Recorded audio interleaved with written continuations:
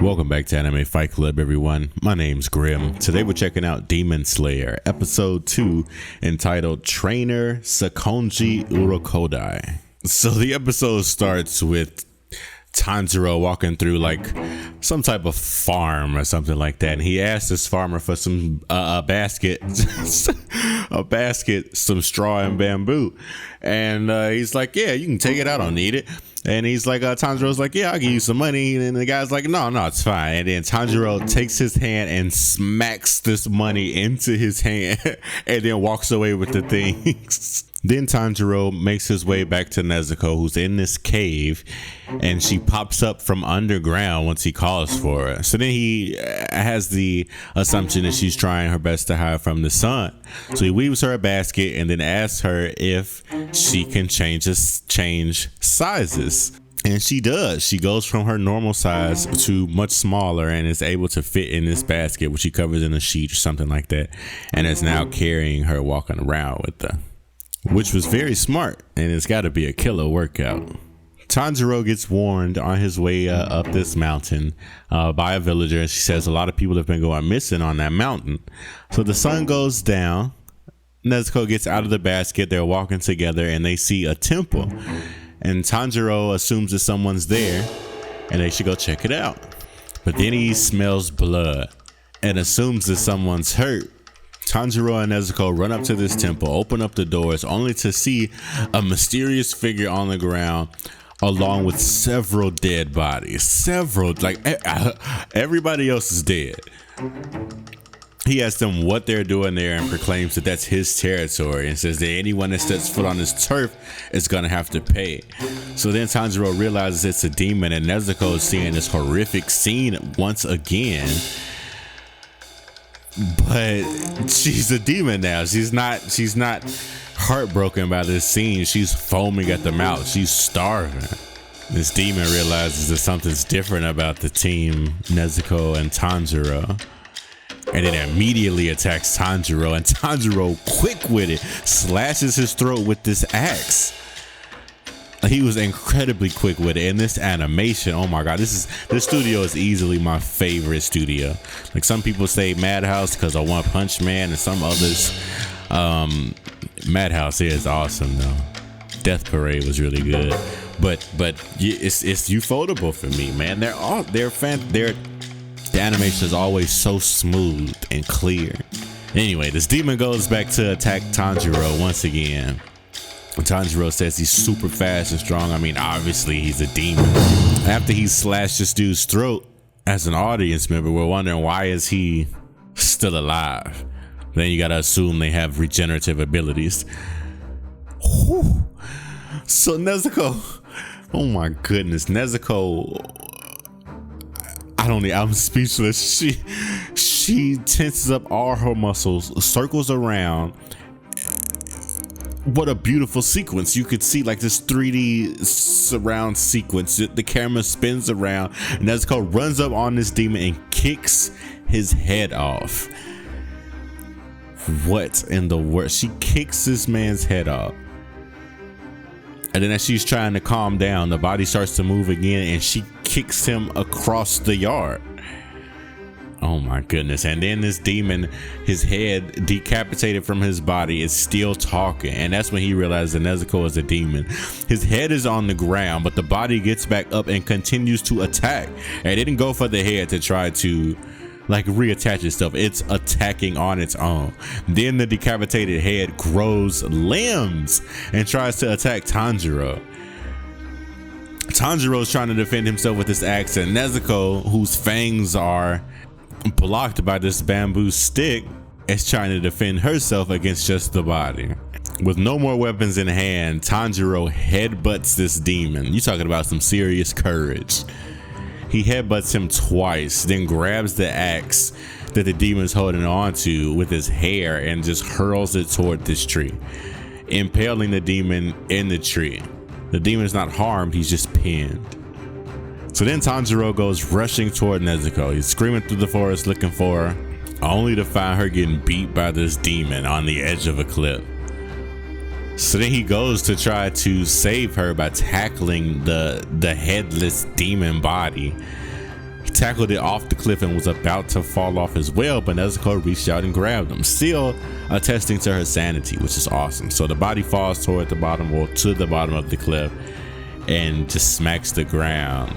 And I'm guessing the head felt the pain because we see him wince and then pass out once the body hit the ground. So Tanjiro goes to find him and pulls out this knife in an attempt to finish off this demon, but he's hesitating. He's still a good kid. He's still a kid. So he's not able to just slaughter this thing. And right as he's doing his best to pick this knife up and swing, a mysterious figure reaches out and touches him. He turns around and this guy has this weird red mask on. I don't mean to call it weird. It's probably sacred or something. I don't know. I don't know the culture behind it, but he tells him that knife won't do anything. And when Tanjiro asks, well, what do I need? He told him to think for himself. Tanjiro comes to the conclusion that the knife won't work. He'll have to crush this thing's head completely so that it won't regenerate. And as a testament to how nice this guy, this kid is, he doesn't want this demon who just devoured an entire household of people to be in pain while he smashes its head in. Get out of here, man. I'd have smashed his head in, set him on fire, pistoled him. It would have been bad. It would have been bad. So while Tanjiro's trying to get the courage up to bash this demon's head in, it wakes up and realizes that it passed out, and it must have been because its body died. Then as the sun comes up, it starts to just burn and then disintegrates, ridding Tanjiro of his responsibility. But instead of being happy, he was horrified, realizing that that's why Nezuko was hiding, because she didn't want to fall victim to that same fate. Realizing that his sister was uncovered and in danger, he goes running around looking for her, but Nezuko managed to make her way into some shelter and into the dark. So Sakonji buries the slaughtered family, then asks Tanjiro what he'd do if Nezuko were to try to eat a human. Tanjiro couldn't answer because that's his sister. He couldn't say, I'd kill her. And so then Sakonji tells him he slaps him, then tells him that his resolve is too weak. And then tells him if Nezuko were to ever try to eat a human, he would have to kill Nezuko, then kill himself because of the shame of allowing that demon to live long enough to kill a human. So then Tanjiro says, all right. And Sakonji says, all right, I'm gonna give you some tests to see if you mean that and see if you're strong enough to become a demon slayer. So now as an audience, we're super excited. We get to see Tanjiro go through this training montage. We get to see what a demon slayer is. We get to see who Sakonji is, what he can do. And throughout all this training, Tanjiro is still carrying Nezuko on his back. Again, super workout. He proclaims that everything he couldn't do for his slaughtered brothers and sisters, he'd do for Nezuko. It's just so heartwarming. On top of being, action-packed and super cool, just with the whole demon aspect, you get all these heartwarming moments. Sakonji gives Tanjiro his next assignment. He walks him up this mountain, this fog-covered dark mountain, leaves him at the top and tells him, make your way back down to where we just were. It tells him he has to make it back by daybreak. So Tanjiro thinks with his sense of smell that this won't be an issue. However, on his way down, he runs into a bunch of traps and then realizes that the air that he's breathing is a lot thinner than what he's used to. He's dizzy, he can't breathe, but he's still on a time constraint. So he continues to run down this mountain. He realizes his only hope is to control his breathing because the air is thinner, and to use his extreme sense of smell to sniff out the traps that were laid. So he manages to do that. He calms down, he uses his sense of smell to evade all these traps as he makes his way down this mountain. And again, you'll keep hearing me just fawn over this animation, because what in the world? Like, I absolutely love that you get these 3D effects, but it doesn't look 3D all the time. It looks 2D most of the time, which gives you that sense of art, but the 3D effect gives you a sense of depth. It's just fun. I really like this studio. It's really awesome.